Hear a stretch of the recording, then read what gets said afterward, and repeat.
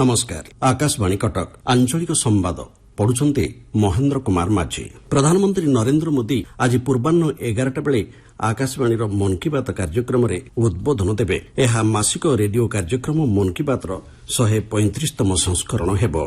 एही कार्यक्रम आकाशवाणी और दूरदर्शन समस्त नेटवर्क, आकाशवाणी वेबसाइट और न्यूज ऑन एयर मोबाइल आप रे उपलब्ध हेबो। प्रधानमंत्री को उद्बोधन मध्य आकाशवाणी, डीडी न्यूज, पीएमओ एवं सूचना और प्रसारण मंत्रालय यूट्यूब चैनल रे सीधा प्रसारण हेबो। प्रधानमंत्री संबोधन पर आकाशवाणी रे एही कार्यक्रम आंचलिक भाषा रे प्रसारण कराजिबो। राति 8टारे आंचलिक भाषांतरण पुनः प्रसारण कराजिबो। श्रीजीव को पवित्र स्नान यात्रा आसंताकाली अनुष्ठित हेबो। पूर्व प्रस्तुति अनुसार श्रीमंदिर रे श्रीजीव को सर्वसाधारण दर्शन आज अपराह्न 1 पर्यंत बंद रहिबो।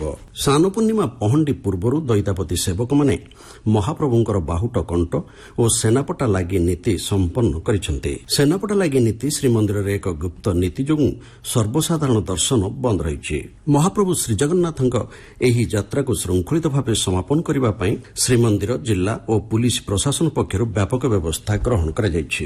ଓଡ଼ିଶା ଓ ଛତିଶଗଡ଼ ମଧ୍ୟରେ ମହାନଦୀ ଜଳକୁ ନେଇ ଦେଖାଦେଇଥିବା ବିବାଦର ସମାଧାନ ଲାଗି ଉଭୟ ରାଜ୍ୟର ବୈଷୟିକ ଦଳ ପକ୍ଷରୁ ଦିଆଯାଇଥିବା ରିପୋର୍ଟ ଟ୍ରିବ୍ୟୁନାଲରେ ସମୀକ୍ଷା କରାଯାଇଥିଲା। ଉଭୟ ରାଜ୍ୟରେ ପ୍ରବାହିତ ମହାନଦୀର କେଉଁ ସ୍ଥାନରେ କେତେ ପରିମାଣର ପାଣି ରହିଛି ତାର ରିପୋର୍ଟ ପ୍ରଦାନ କରିବାକୁ ଟ୍ରିବ୍ୟୁନାଲ ନିର୍ଦ୍ଦେଶ ଦେଇଥିଲେ। ଆସନ୍ତା ମାସ 11 ତାରିଖରେ ଟ୍ରିବ୍ୟୁନାଲରେ ପରବର୍ତ୍ତୀ ଶୁଣାଣି ହେବ ବୋଲି ଜଣାପଡ଼ିଛି।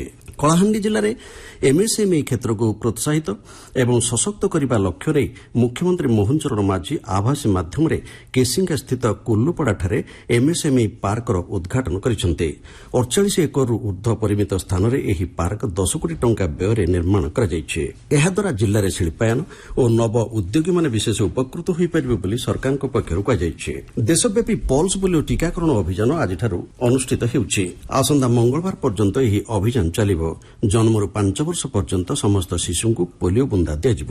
ସ୍ୱାସ୍ଥ୍ୟ ଓ ପରିବାର କଲ୍ୟାଣ ବିଭାଗ ପକ୍ଷରୁ ଡାକ୍ତରଖାନାଗୁଡ଼ିକ ବ୍ୟତୀତ ଅଙ୍ଗନବାଡି କେନ୍ଦ୍ର ଏବଂ ବିଭିନ୍ନ ସ୍ଥାନରେ ଶିଶୁମାନଙ୍କୁ ପୋଲିଓ ବୁନ୍ଦା ଦିଆଯିବା ପାଇଁ ବ୍ୟବସ୍ଥା କରାଯାଇଛି। ପୋଲିଓ ବୁନ୍ଦା ଆଜି ଦେଇନଥିବା ଶିଶୁମାନଙ୍କୁ ସ୍ୱାସ୍ଥ୍ୟକର୍ମୀ ଏବଂ ସ୍ୱେଚ୍ଛାସେବୀମାନେ ଘରକୁ ଘର ଯାଇ ପୋଲିଓ ବୁନ୍ଦା ଖୁଆଇବେ। ରାଜ୍ୟରେ ଚାଲିଥିବା ଭୋଟର ତାଲିକା ସ୍ୱତନ୍ତ୍ର ସଘନ ସଂଶୋଧନ ଏସ୍ଆଇଆର୍ ଅଭିଯାନ ଆଜି ଶେଷ ହେବ। ରାଜ୍ୟର ସମସ୍ତ ଜିଲ୍ଲାରେ ପରିଗଣନା ଫର୍ମର ଡିଜିଟାଇଜେସନ କାର୍ଯ୍ୟ ଶେଷ ପର୍ଯ୍ୟାୟରେ ପହଞ୍ଚିଛି। ଆସନ୍ତା ମାସ 5 ତାରିଖରେ ଚିଠା ତାଲିକା ପ୍ରସ୍ତୁତ ହେବ। କନ୍ଧମାଳ ଜିଲ୍ଲାରେ 100% ଭୋଟର ତାଲିକା ସ୍ୱତନ୍ତ୍ର ସଘନ ସଂଶୋଧନ ଡିଜିଟାଇଜେସନ କାର୍ଯ୍ୟ ଶେଷ ହୋଇଥିବା ଜିଲ୍ଲା ପ୍ରଶାସନ ପକ୍ଷରୁ କୁହାଯାଇଛି। ଗଞ୍ଜାମ ଜିଲ୍ଲାରେ ଜିଲ୍ଲାପାଳ ତଥା ଜିଲ୍ଲା ମୁଖ୍ୟ ନିର୍ବାଚନ ଅଧିକାରୀ ଭି କୀର୍ତ୍ତିବାସନଙ୍କ ଅଧ୍ୟକ୍ଷତାରେ ଏସ୍ଆଇଆର୍ ସମ୍ପର୍କିତ ସମୀକ୍ଷା ବୈଠକରେ ଡିଜିଟାଇଜେସନ କାର୍ଯ୍ୟ, ଏଏସ୍ବି ତାଲିକା ପ୍ରସ୍ତୁତି ଏବଂ ସମସ୍ତ ତ୍ରୁଟିର ସୁଧାର ନିମନ୍ତେ ସମୀକ୍ଷା କରାଯାଇଛି।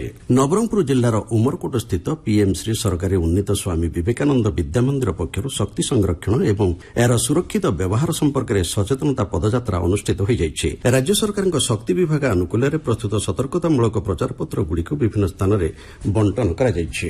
ଭଦ୍ରକ ଜିଲ୍ଲାର କ୍ରୀଡ଼ା ଭିତ୍ତିଭୂମିର ବିକାଶ ନିମନ୍ତେ ସ୍ଥାନୀୟ ନେହେରୁ ଷ୍ଟାଡିୟମର ଉନ୍ନୟନ ଓ ଆଧୁନିକୀକରଣ କାର୍ଯ୍ୟ ନିମନ୍ତେ 23 କୋଟି 50 ଲକ୍ଷ ଟଙ୍କା ବିନିଯୋଗ କରାଯିବା ନେଇ ଜିଲ୍ଲା ପ୍ରଶାସନ ପକ୍ଷରୁ କୁହାଯାଇଛି।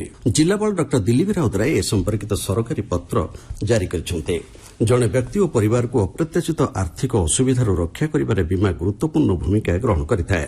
ବୀମାର ଗୁରୁତ୍ୱକୁ ଉପଲବ୍ଧି କରିବା ସହିତ ଏହାକୁ ପ୍ରୋତ୍ସାହିତ କରିବା ଲକ୍ଷ୍ୟ ନେଇ ଜାତୀୟ ବୀମା ସଚେତନତା ଦିବସ ପାଳନ କରାଯାଉଛି। ସ୍ୱାସ୍ଥ୍ୟ ବୀମାଠାରୁ ଆରମ୍ଭ କରି ପେନ୍ସନ୍ ବୀମା ପର୍ଯ୍ୟନ୍ତ ଅନେକ ପ୍ରକାରର ବୀମା ଲୋକମାନଙ୍କୁ ସରକାରୀ ଓ ବେସରକାରୀ ଅନୁଷ୍ଠାନଗୁଡ଼ିକ ଦ୍ୱାରା ଯୋଗାଇ ଦିଆଯାଇଥାଏ। ପାଣିପାଗ ରାଜ୍ୟରେ ଦକ୍ଷିଣ ପଶ୍ଚିମ ମୌସୁମୀ ବାୟୁର ସକ୍ରିୟ ପ୍ରଭାବରେ ଆସନ୍ତା 3 ତାରିଖ ପର୍ଯ୍ୟନ୍ତ ରାଜ୍ୟର ଦକ୍ଷିଣ ଭାଗର ଜିଲ୍ଲାଗୁଡ଼ିକରେ ଅଧିକ ବର୍ଷା ହେବ ବୋଲି ପାଣିପାଗ କେନ୍ଦ୍ର ଅନୁମାନ କରିଛି। ସୂଚନା ଅନୁସାରେ କନ୍ଧମାଳ, କୋରାପୁଟ ଓ ରାୟଗଡ଼ା ଜିଲ୍ଲାର କେତେକ ସ୍ଥାନରେ ଆଜି ମଧ୍ୟମରୁ ପ୍ରବଳ ଧରଣର ବର୍ଷା ହେବାର ସମ୍ଭାବନା ରହିଛି। ଉତ୍ତର ପଶ୍ଚିମ ବଙ୍ଗୋପସାଗର ଏବଂ ଏହାର ପାର୍ଶ୍ୱବର୍ତ୍ତୀ ଓଡ଼ିଶା ଉପକୂଳରେ ଲଘୁଚାପ କ୍ଷେତ୍ର ସୃଷ୍ଟି ହେବାର ସମ୍ଭାବନା ଥିବାରୁ ଆସନ୍ତା ବୁଧବାରଠାରୁ ରାଜ୍ୟରେ ବର୍ଷାର ପରିମାଣ ବୃଦ୍ଧି ପାଇବା ନେଇ ପାଣିପାଗ କେନ୍ଦ୍ର ପକ୍ଷରୁ କୁହାଯାଇଛି। ଆଞ୍ଚଳିକ ସମ୍ବାଦ ବର୍ତ୍ତମାନ ପାଇଁ ଏତିକି। ଆମର ପରବର୍ତ୍ତୀ ଆଞ୍ଚଳିକ ସମ୍ବାଦ ଶୁଣିପାରିବେ ଅପରାହ୍ନ 2ଟା 32 ମିନିଟ୍ରେ।